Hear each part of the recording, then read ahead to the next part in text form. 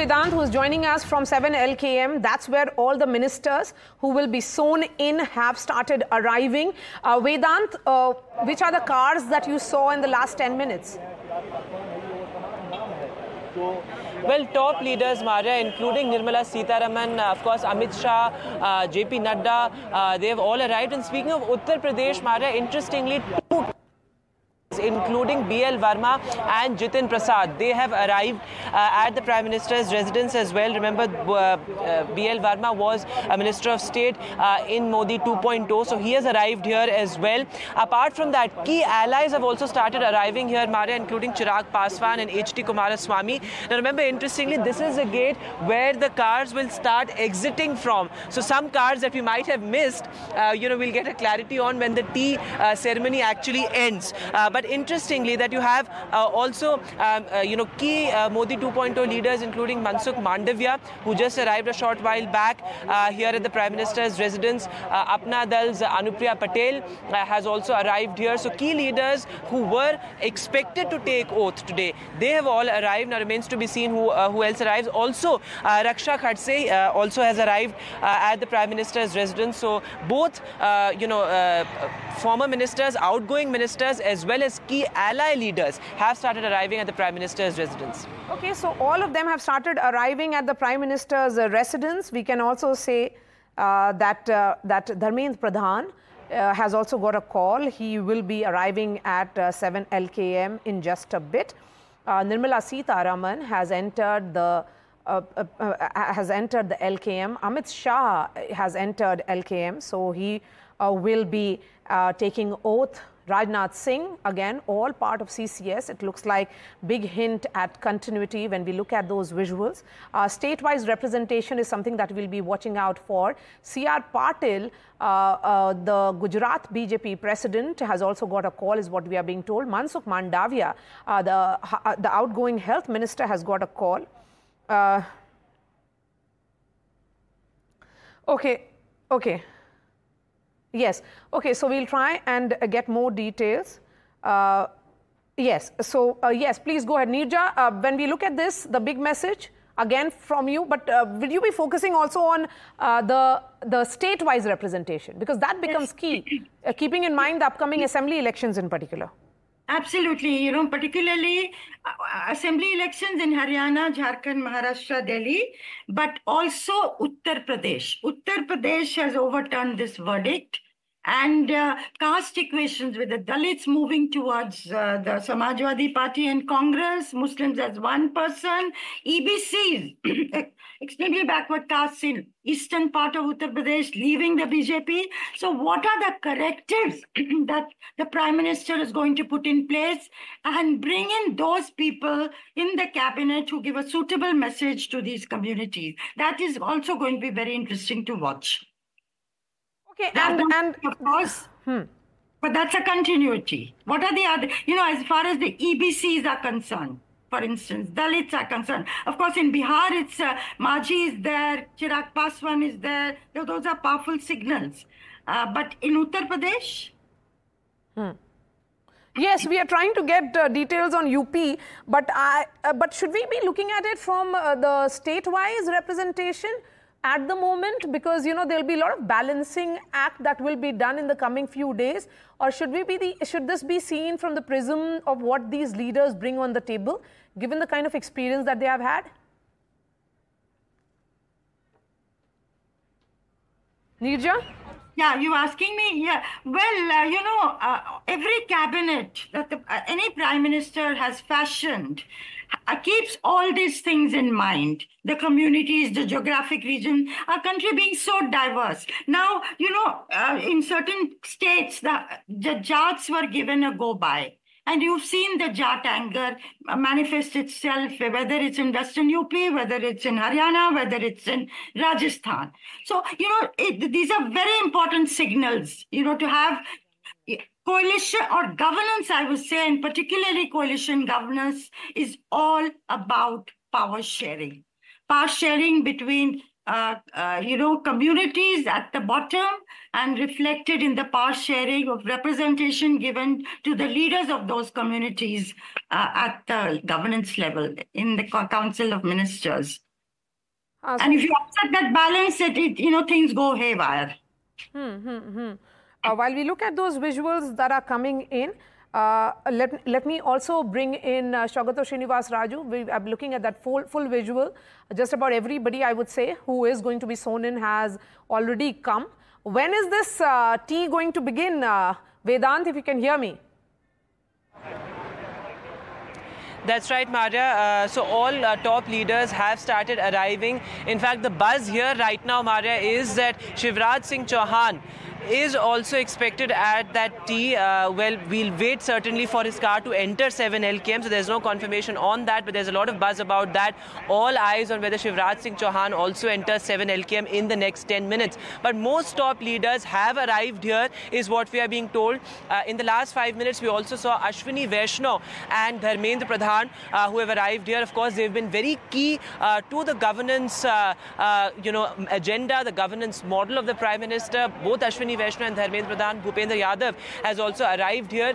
So certainly these are all incumbent ministers that will be sworn in again today. As we were discussing earlier, the top guys, who are likely to get a place at the Raisina Hills, including Mr. Amit Shah, Nirmala Sitharaman, they've all arrived. Jaishankar, I'm being told, is also on his way to the Prime Minister's residence. Key ally leaders already here. H.D. Kumaraswamy was the first ally leader, in fact. Live here, Anupriya Patel, very much among Gadkari, the first. She has been known with the as NDA. the highways man. Vedant, Yes. just a moment.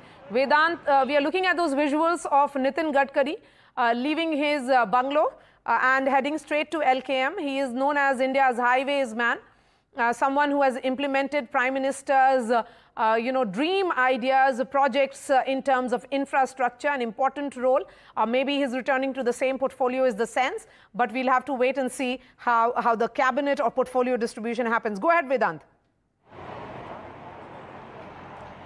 That's right, Maria. Nitin Gadkari also will be arriving shortly here. So interesting here that this is the gate, the 7 where all the leaders' cars will be exiting from. We are seeing convoys enter, constantly at the Prime Minister's residence. This has been convention, as you were saying, Maria. You were very much here 5 years ago in 2019, where it was a very different government setup. This time around, it's even more interesting, given the fact that allies are very much front and center. And also, a lot of incumbent ministers have lost, Maria. So that is also going to be extremely interesting. As I said, buzz over Shivraj Singh Chouhan also, arriving here. So let's see when his car enters 7 LKM, whether he will be part of the cabinet or not. What we can also say with certainty is that Manohar Lal Khattar has also received a call to be a part of the cabinet.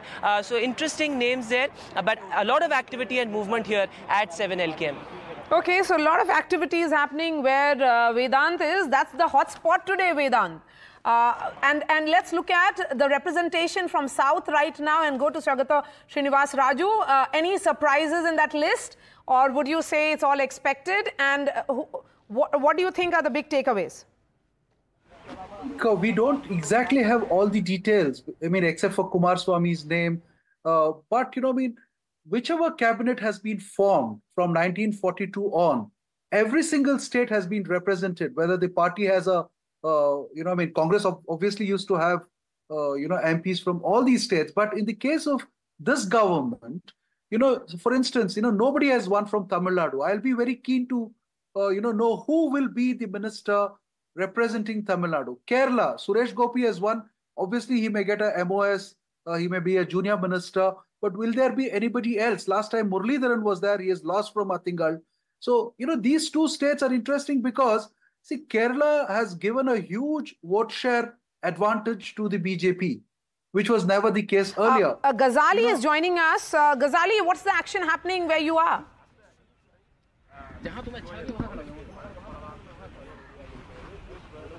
Ghazali, if you can hear me. Yeah, so the foreign dignitaries have started arriving in India today to attend the swearing-in ceremony, with Maldivian President Mr. Moizu, Mauritian President Sheikh Hasina arrived yesterday, and this all shows the kind of foreign policy this government is going to continue with what we have seen in the last two terms. In 2014, in the swearing-in ceremony, the Prime Minister sent out a message by inviting people from the SAARC countries or head of the SAARC countries. In 2019, the head of his states of the BIMSTEC countries, those who are around the Bay of of Bengal, they were invited. So in this swearing ceremony, people from head of states from Nepal, Bhutan, Maldives, Deputy Vice President of Seychelles, then you have got Mauritius President and also Sri Lankan President, Maldivian President, Prime Minister from Bangladesh. So 7 heads of states are arriving today to attend the swearing-in ceremony, and that also shows the kind of neighborhood first policy which the government of India has been practicing to give preference, and also sort of show the 3 neighbors or head of those neighbors have not been invited: China, Pakistan and Afghanistan. So that also shows the kind of relations we have with these 3 neighbors in the subcontinent, but everyone in the neighborhood except these 3 alongside the Indian Ocean have been invited to the swearing-in ceremony. The most surprising name was Mr. Moizu, Mohammad Moizu, the president of Maldives, because he saw the kind of relations between India and Maldives had taken a dive due to the online trolling or the social media sort of argument between those who used the foul language against Indian Prime Minister when he was visiting Lakshadweep to promote the tourism there. And in turn, what happened was that Maldivian tourism took a hit when Indians on social media started boycotting, that they won't visit Maldives. But last month, things started looking better when Maldivian Foreign Minister paid a surprise visit and he held bilateral talks with Mr. Jaishankar, and then in that statement it was said that perhaps more strategic partnership with Maldives will grow, between India and Maldives will grow. And now Mr. Moizu has also arrived to attend the swearing-in ceremony. So in a sense, trying to show that in subcontinent, India will continue to sort of show its leadership at a time when the new world order is being organized, or we see that how the Ukraine-Russia war is ongoing. There is a big crisis in the Middle East. In all of this, India has always maintained a neutral stand. Asking for peace, stopping the war is what the PM has spoken on many occasions. So this swearing-in ceremony is also a kind of message for the foreign policy of this government. All right. Thank you so much, Ghazali, and thank you to the panelists who had joined us. Of course, the foreign dignitaries have started arriving, and the big focus is now also on Prime Minister's residence, where all the incoming Council of Ministers have been invited for tea. That tea is going to begin perhaps at 12, and that is the reason why the pace at which these ministers are arriving. This remains our top focus here on NDTV. Stay with us.